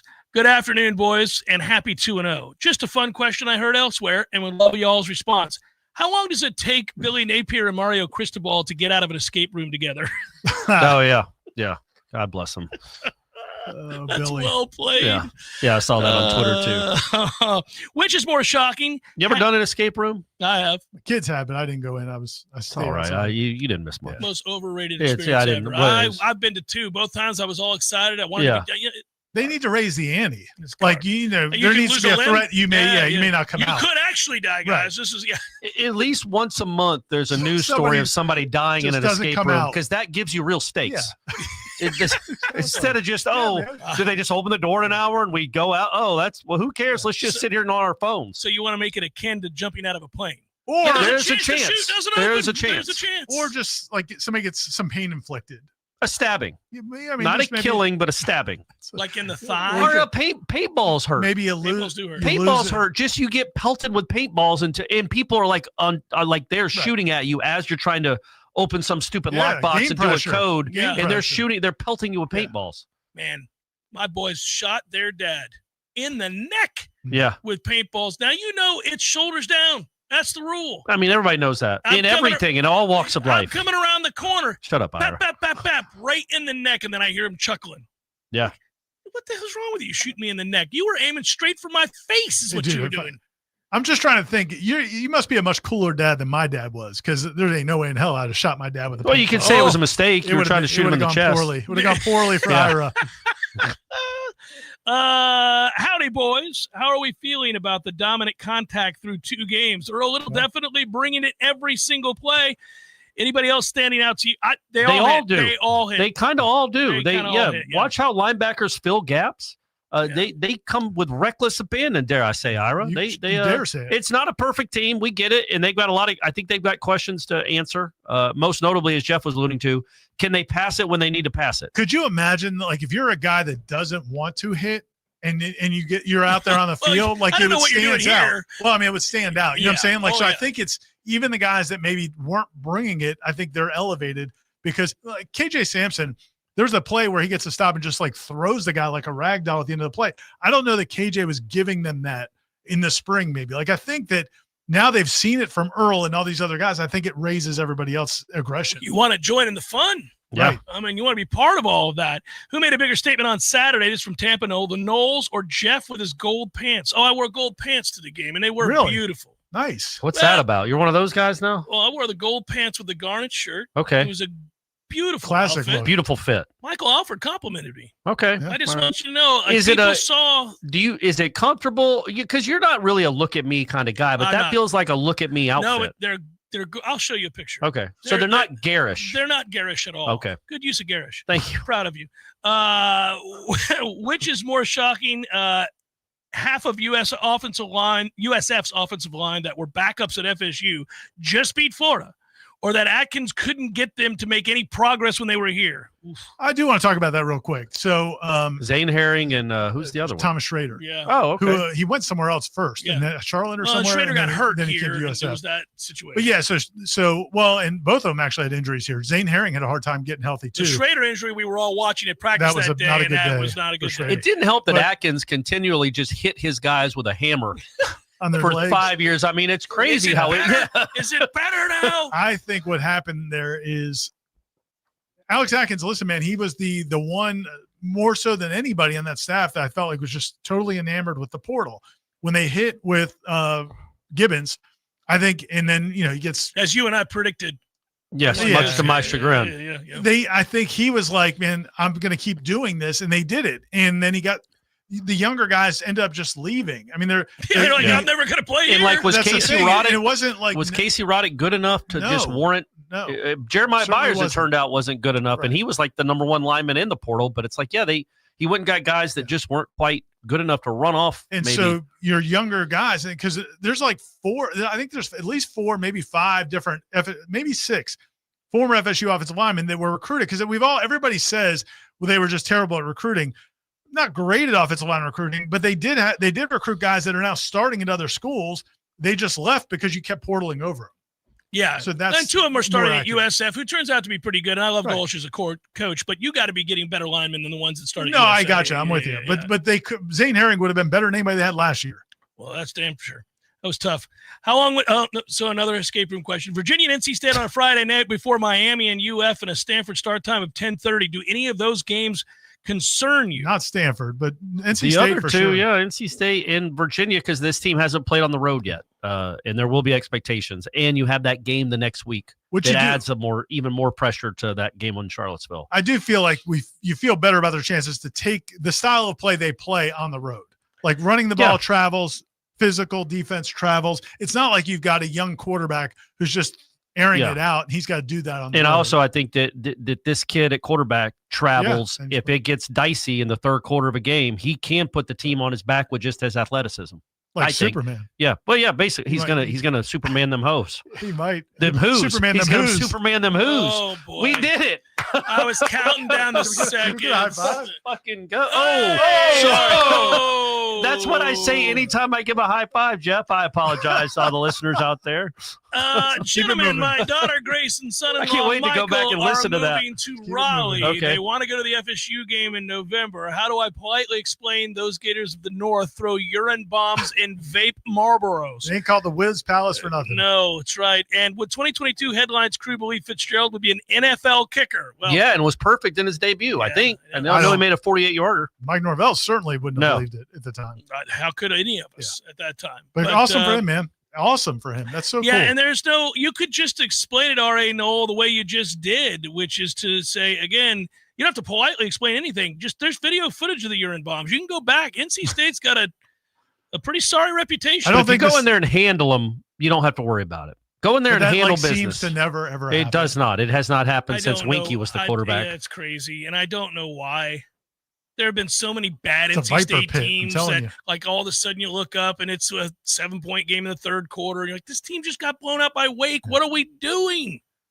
I get mad thinking about it. It's a tough, it's a tough That's place to play, man. Apparently, for Florida State, it's impossible. Not that damn tough to play. Yeah, you Good wouldn't Lord, think. people. Virginia just went in there and made it a hell of a contest. Yeah, But put up 31 on them. I think that was afternoon though, and it was Virginia. When Florida State comes in, it's always a freaking Friday night or Thursday night, and it'll be wild. It's getting dicey. They're gonna be We're going to liquored go to up. break. Seminole headlines, 93.3 Real Talk Radio Warchant TV continues in a moment. Hi, Chris Kraft with Kraft Nissan. Are you looking for reliability and quality in your next car? Listen to this. J.D. Power is to the auto industry what the Academy Awards are to Hollywood. So J.D. Power published the 2025 report, and Nissan was #1 in new vehicle quality among mainstream brands. Let me say that again. Nissan was #1 in new vehicle quality among mainstream brands, with Nissan Murano tops for reliability in the midsize SUV category, and Nissan Kicks taking the top spot for reliability in the small SUV category. And in the all-important quality and reliability ratings, which measures the car's dependability for years down the road, both Nissan Sentra and Altima lead the pack. We did our usual. We called the factory and said we want our customers to get extra incentives to buy our award-winning vehicles. So Kraft Nissan is extending the 0% financing for 60 months on our top-rated 2025 SUVs, Rogue, Murano, and Pathfinder. But hurry, as the last of the 2025s are going fast. Only at Kraft Nissan, Tallahassee. The Kings of the Swamp. Falls loose at the 38. Gators got it. Wow. Florida hits the road to face the LSU Tigers. Quick race down the near sideline. 20, 15, 10 to the 5. Touchdown, Gators. Pre-game coverage starts at 4:30 p.m. Eastern with kickoff at 7:30 p.m. Eastern on your home for Florida football. Florida Gators football is brought to you by Aegis Business Technologies of Tallahassee, offering 24/7 IT and cybersecurity solutions. Your sports action update on Real Talk 93.3 with all the latest odds from Vegas. Florida and LSU meet in Baton Rouge, Louisiana, Saturday night. The Gators are the 9.5-point road underdog, 50.5 the total. South Florida visits Miami as a 15.5-point dog. Bulls looking for their third straight win to start the season against a ranked opponent. Florida State off until they host Kent State at Doak Campbell Stadium, September 20th. Jacksonville Jaguars traded running back Tank Bigsby to the Eagles for draft picks. The Jags are 3.5-point dogs of the Cincinnati Bengals on Sunday at Paycor Stadium, 49.5 the total. The Braves today a slight favorite, -112 against the Cubs at Truist Park. Score $500 in rewards to the G-Bank First Bet VSiN Trifecta. Details at vsin.com/GBank. For more sports betting news and information, go to vsin.com. Mike Sennett, Real Talk 93.3. More fiber and laxatives, eh? Who are you? I'm future you. Future me? Constipation with belly pain still coming back? Our doctor figured it out. It's irritable bowel syndrome with constipation, or IBS-C. And Linzess could help you get ahead of it. Linzess linaclotide is a prescription medicine that treats IBS-C in adults. It's not a laxative. It's a once-daily pill that helps you get ahead of your symptoms. It's proven to help you have more frequent and complete bowel movements and helps relieve overall abdominal symptoms, belly pain, discomfort, and bloating. These symptoms were studied in combination, not individually. Do not give Linzess to children less than 2. It may harm them. Do not take Linzess if you have a bowel blockage. Get immediate help if you develop unusual or severe stomach pain, especially with bloody or black stools. The most common side effect is diarrhea, sometimes severe. If it's severe, stop taking Linzess and call your doctor right away. Other side effects include gas, stomach area pain, and swelling. Talk to your doctor and say yes to Linzess. Learn more at linzess.com or call 1-800-LINZESS. Let's keep it rolling, boys. Get to a bunch of questions. Before we get to said questions, I'm going to fire off some Facebook ones here in just a second. Tavello did announce that every Thursday is now Jeff Cameron Thursday. I was wondering if you saw that. I did see that. Oh, good, man. Made me smile. Did you read the whole thing, though? No, just that it was Jeff Cameron Thursday. Went on to say that's in the spirit of Corey Clark. they went on to say that today you come in, you meet Jeff, you have a beer or 3 on his tab. Yeah, there you go. So nice. that's what Jeff, it works. That's Yeah. why Jeff Cameron It's says awesome. go work. I'm sure they got the tab ready to roll. Yeah. Let's go, everybody. But Tavello up there in Thomasville. I was actually in Thomasville, guys, on Friday. I went up there to watch Thomasville and Central play. But you didn't go to Bringing Tavello. back the memories. I stopped by briefly. So, yeah. But yeah, I didn't know. They don't, the bars in Thomasville don't stay open Yeah. quite as late. No, they're not out So there partying late. by the time I got out of the Central game, also high school football, I don't know how Leon's games are, man, but I miss the Lasts days forever. where they're running the veer. I mean, man, that game was almost 4 hours. Okay, it was so unbelievable how long. This is about Tavello, and I need big, tall Tavellos every time I watch high school football, because let me tell you something. Why are the rules in high school? It's a serious question. Why are the rules in high school football different than college and pro football? As in, we stop the clock after every play? Everything. Stop. Keep the clock running. Yeah. There's no reason. And I'm not even talking about blowouts. Like, obviously, I was very happy Leon won going away this past Friday, and my son got back and played, and it was all exciting. Got his house to the hizzy. They beat Lincoln. Y'all beat Lincoln by that much? No, well that would've been- well That would have done. been great. But the point would be this, whether it was Lincoln or anybody else, like, there's no reason on 2nd and 7 for the clock to be stopped. Nobody went out of bounds. Nobody dropped anything. It was a run. It was 3 yards. Keep that bitch rolling. What are we doing? But Those yes. games take forever. Anyway, so go to Tavello and drink up. And drink up. Especially if you're going to a high school football Get game. your love coffee you. blonde God in the love high you. school stand. 6 of them, and you Yeah. won't have any beer left in the first quarter. It'll take so long. Go And ahead. Jeff's not going to pay your tab, but I might. mentioned that you heard about it on Seminole headlines. They love to hear it, and they're Knowles, Maurice and Lynn, and a lot of people that work there and go there are Knowles. It's a good place for you. First 5 beers are on them if you mention Seminole Headlines sent you. Perfect. How about that? And Going then the back next at 2 are on me. Yeah, so you're going to be fine. And the last 5 are on Corey. That's right. 8 All to 12. right, there we go. Robert says, for punts, why don't they put B.J. Gibson back there? He's an outfielder. Somebody asked me that last. Somebody Yeah, he asked was us getting that last reps night. in preseason to do it. Yeah. and that He might be there against Kent. yeah. Who knows? Squirrel probably won't be, and Lucas doesn't need to be. So No. Amar writes, gentlemen, yay sausage. The unfortunate byproduct of success is the inevitable coach poaching. Is Tony White gone after this successful campaign? Well, we talked about it. I hope not. I just like dealing with the guy. Just don't take the Florida job. He's also good for the fan base to have a coach man. that talks like that. Yeah, Gus is good for the fan base because his offense scores a bunch of points. Tony's good for the fan base because of the way he talks about the program and his players. Matthew brings up a good point, man. I've been really excited about this. We're immersed in football, so it's impossible to bring up all that often, but I keep pointing to it. You know where I'm going here. He says, gentlemen, switching it up to basketball. I'm pleasantly surprised to see Florida State currently has the #1 recruiting class for 2026. Will schools like FSU see elevated high school recruiting rankings in the transfer portal era? I can see bigger name basketball schools simply investing their rev share in NIL money, like the and MAC Player of the poaching Year. proven college players. That's not a bad theory. I hadn't thought about that, but yeah, Kentucky can go get the Conference Player of the Year at 4 conferences and pay them a lot of money. Meanwhile, you go get the best 18-year-olds you can. Yeah, I don't think that's what's happening here, though. Luke, I mean, listen, man, it's awesome. And if Luke, you can do this every year, that would be phenomenal. There's a couple of unique situations right now. He's got a couple of situations where recruits, high level recruits, are playing for either the brother of an assistant coach for the FSU men's basketball team, or Brian Hoff, the former FSU basketball player. I remember him. Yeah, he coaches the Brandon Bass's son. But I so will there's say some higher in connections. the You still have assistants he to did. get them. You still have to get them, and you Fly hire the coming right. in, it was a yeah, big, that Fly was a recruit really the other big kid. deal. So they've done. Luke's doing awesome, but I don't know that you can replicate this. It's like this. There's an opportunity here, and he's killing it. It's phenomenal. Still a little concerned about the scheduling, Luke. Now they he's just scheduled getting after Texas it, huh? A&M. Good grief. I mean, yeah, they scheduled some A&M wins. too. Schedule some wins, Luke. But Listen, but he's definitely putting his mark on the program. The recruiting's awesome, and he's smartly engaged with the community in a way that is refreshing. And like, I went over to I've been to a couple practices. He has plenty of people over. You look around, it's a veritable who's who with a lot more money than me. That's for sure at these practices. I mean, he's not afraid to ask people who have it for the money. Yeah, it's like and he's basically the whole media contingent. I don't know if you were here in town when we went, but no. Yeah, he's had the media out there. He's also did something that just real quick. He I said that 3 times last night on the show, so somebody's like, "We're going to change your name to real quick." But it's an aside. But they did an event, men's and women's basketball. Brooks' team and staff and the men's staff they did an event for they did a basketball practice for FSU staff, employees to come watch a practice.